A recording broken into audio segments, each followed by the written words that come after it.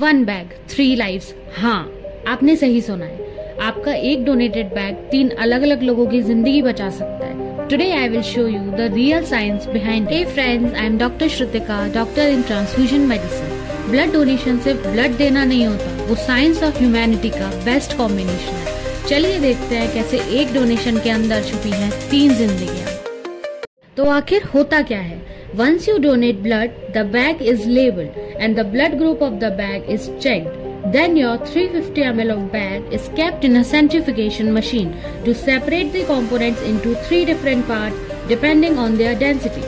First round of the machine is slow spin, whereas the second round is the hard spin. And ta-da! Your single bag is now in 3 different components. This process is done in blood banks itself. Now the 3 components are RBC, platelets and plasma. So one by one we will talk about all of them. So the first component is red blood cell, or correctly said pegged red blood cells are given to patients who have lost blood.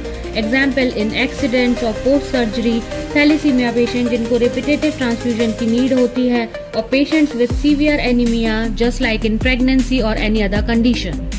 Second components are platelets, or specifically called random donor platelets. These platelets are ideal for patients like dengue, like cancer patients having chemotherapy or post-surgery where specifically platelet count is low. Component is plasma, or specifically called fresh frozen plasma, for clotting factor support. Plasma has proteins called clotting factors like fibrinogen, albumin, and we use them in diseases like liver disease, disseminated intravascular coagulation, or massive blood loss.